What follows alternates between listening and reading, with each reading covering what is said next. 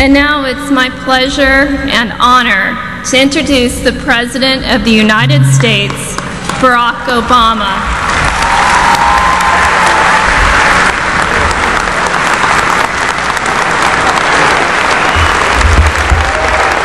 Thank you. Thank you so much. Thank you very much. Thank you. Thank you so much.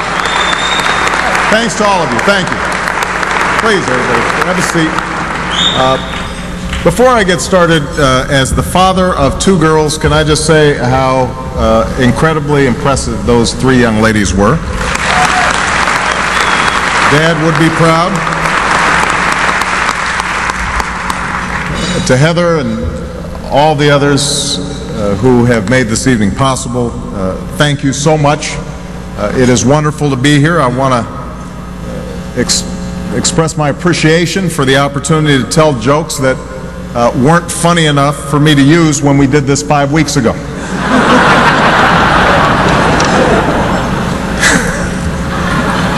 Whatever. The jokes may not be as good, but neither is the guest list.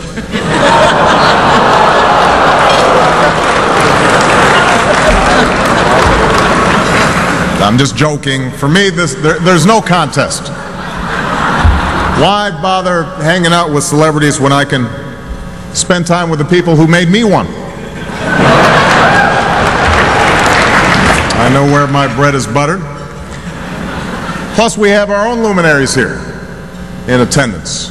The junior senator from Wyoming, John Barrasso, is here.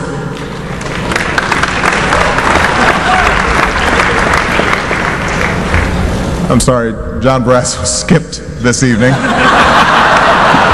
Let me tell you, though, for those who haven't met him, John Barrasso is the George Clooney of junior senators from Wyoming.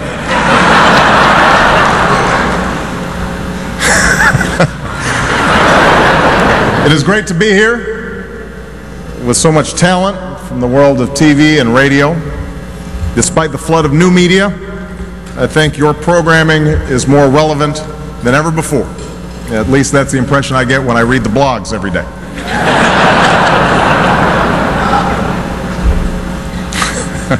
It's good to see a number of hard-working correspondents here tonight. Journalists like Chuck Todd. I think I spotted Chuck over there somewhere. At this dinner, Chuck embodies the best of both worlds. He has the rapid-fire style of a television correspondent and the facial hair of a radio correspondent.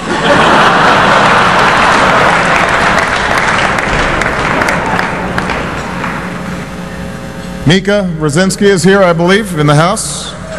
Mika and I have a lot in common. We both have partners named Joe who used to be in Congress and don't know when to stop talking.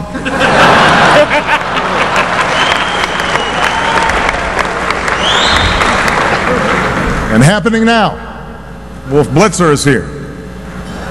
He's the only other man in America with his own situation room. People assume that mine is cooler, but this is not the case.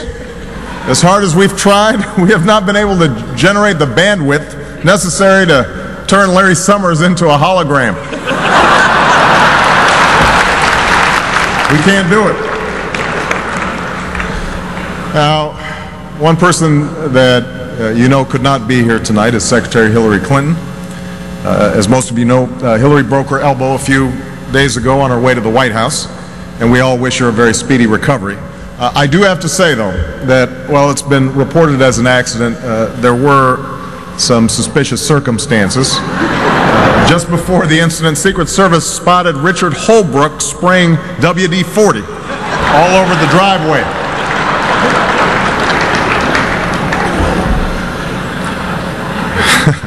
So now, on top of the cost of health care and energy and the recovery plan, we've got another fiscal problem.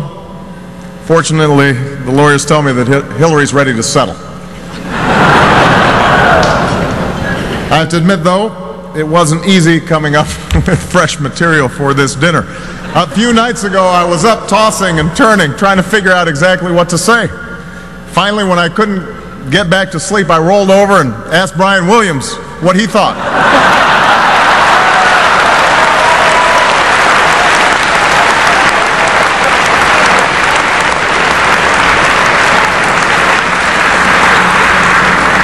Now, the truth is, Brian Williams is actually a terrible house guest. He put an empty milk carton back in the fridge, leaves his wet towels all over the Roosevelt room. We're pretty sure he clogged the toilet and didn't tell anybody.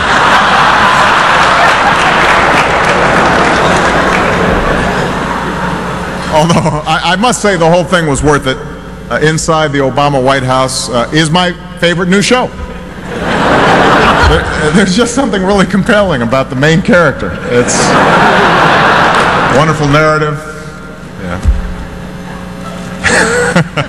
In fact, the show has been such a hit that all of you guys now want to come and tape one in my house. ABC is planning a series called Dancing with the Czars.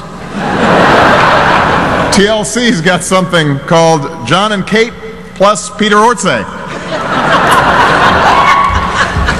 That's going to be good. Nick at Night has a new take on an old classic, Leave It to Uyghurs. I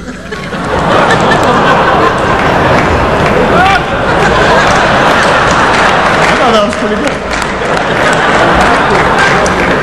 Of course, given the fiscal crisis in California, these shows all will be competing directly with Governor Schwarzenegger's new reality series, I'm a Celebrity, Get Me Out of Here.